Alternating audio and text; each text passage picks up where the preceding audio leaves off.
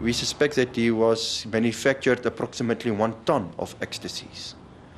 And that is a lot of money if you sell that ecstasies on the street. That can become a lot of million rands on the end of the day.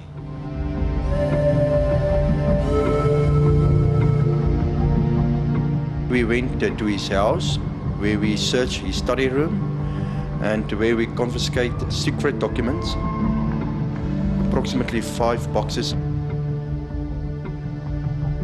The documents was in his cabinets, in his study room, and some of them were in the safe.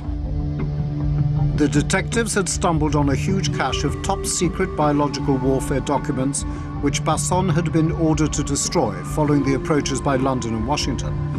The South African intelligence service took charge as it became embarrassingly clear that although guarantees of non-proliferation had been given, all bets were now off.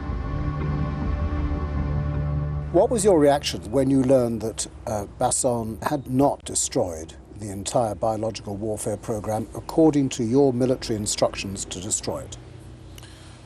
I was very, very unhappy about it and to some extent embarrassed by it, because I had reported on several occasions to my superiors, right up to the president, that those documents were all destroyed. How concerned were you that Basson's knowledge and information might be sold abroad? Extremely concerned, extremely, which is why we acted against him. We've been aware all the time this is a time bomb waiting to go off, but we're a democratic country. We couldn't lock the man away. We had no evidence to lock him away until recently when he was apprehended. So the knowledge may already have spread beyond South Africa. Officially, it's now held inside this army barracks on a set of 12 CD-ROMs.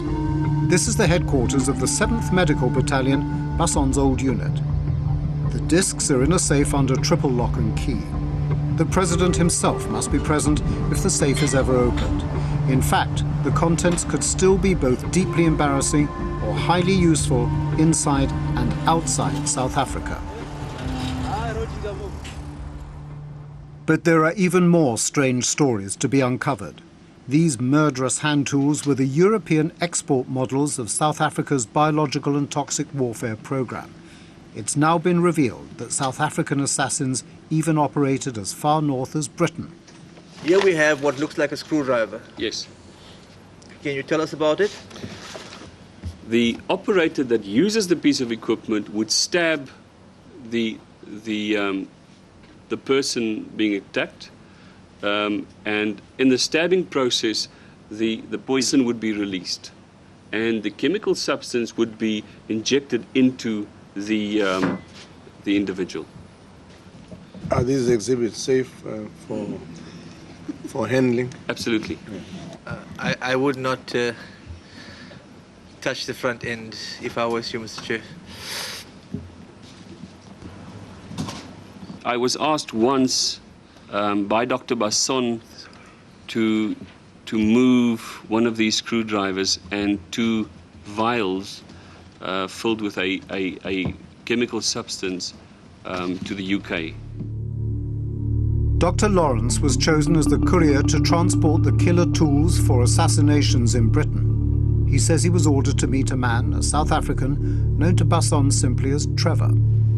He told me that I had to be at a certain time at a certain station and that this man would meet me, and this is exactly what happened. We went to a cottage that belonged or that was rented by Dr. Basson just outside Ascot, a little place called Warfield. I had to hand over this mechanism and demonstrate the mechanism to an individual. And at the cottage, I demonstrated to him how the mechanism worked. I opened the vial, one of the vials, sucked the substance into the unit, and locked it into it had a safety lock mechanism. I somewhere spilled some of the substance on my hand, and I don't know how it happened, but I wiped my mouth. I lost consciousness very quickly. I had at no stage been under the illusion that it was for anything other than to assassinate human beings. Such revelations have rung alarm bells here at the headquarters of Britain's security services, MI5. The fact that the South African apartheid regime deliberately developed untraceable poisons for assassinations, some of them here in the United Kingdom, has prompted MI5 and several police forces to launch a substantial investigation into at least half a dozen deaths here in Britain. The graveyard of a quiet church in Lower Hayford, Oxfordshire, marks the beginning of the MI5 investigation.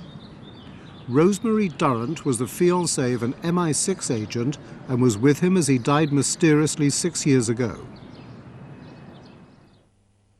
Peter Martin was an intelligence agent who met Dr. Basson when the South African was in London looking for biological warfare materials. Martin quietly warned his intelligence superiors about Basson. Then, for some reason, he became desperately afraid. He had been extremely, I think terrified isn't too strong a word to say, that there might be a question of assassination. He really was concerned for his life. Martin died after a very short illness. Officially it was a stroke, but MI5 now want to know if it could have been one of the South African untraceable toxins that mimic death by natural causes. Do you think it is possible that Peter Martin could have been murdered? The knowledge I have now and with the worries I had before his death, yes, I think it must be considered as a possibility. Because it was always in the back of your mind, wasn't it? Yes, because of his fears, yes. And because of the manner and the nature of his death, yes. So did Martin know too much about the South African biological warfare program? He felt very strongly about biological warfare, and it was his fear for the future of the world, and he was extremely concerned about knowledge and the ability to manufacture such material falling into the wrong, irresponsible hands. It was a very, very great concern of his, and something I do know he had been involved in and come against in the course of his career. And in Maidstone, Kent, investigators will be talking to Daphne White, the widow of a Rhodesian soldier, Garth Bailey, who died mysteriously while in service with 5 Recce, a controversial South African Special Forces unit. They did the things that nobody else wanted to do and the things that were kept very secret. Things like going to certain places and disposing of certain people, putting bombs in certain places. Not to put too fine a point on it, they assassinated people. They assassinated people. Using whatever means necessary. South African intelligence now believe Bailey was poisoned with snake venom when he wanted to leave the unit and the killings behind him. What do you think happened to your husband? I think he was murdered, and I think that Dr. Basson was involved. And the reason? I think he knew too much. Too much about what? Too much about the goings-on at 5 Recce, too much about the goings-on in the army. And I think he wanted to maybe find out more, and before he got too involved, I think they decided to dispose of him. Basson himself vigorously denies all the allegations. But he has become the man who knows too much, and now, in an ironic reverse, everyone wants him out of the way. His life is in constant danger. He faces kidnap from those in other countries who seek his unique knowledge, and he faces a substantial prison sentence if convicted.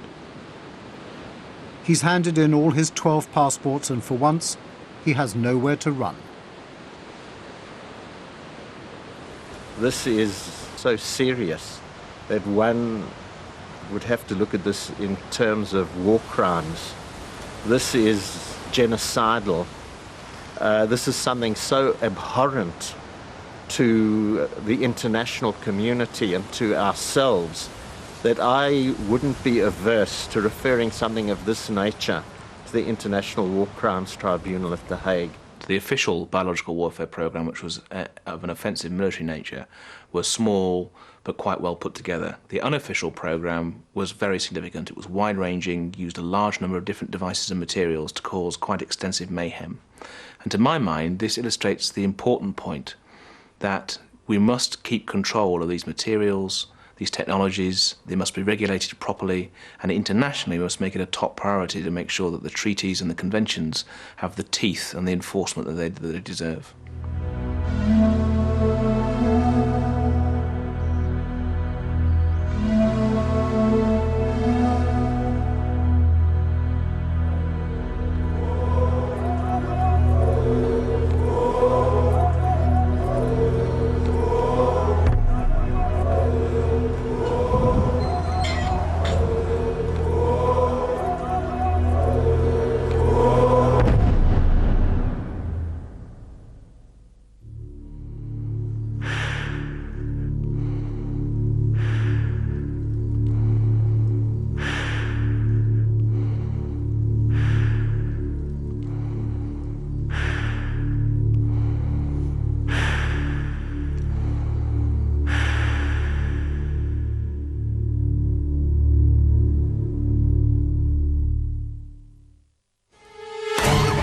Sometimes little white lies count. You didn't know.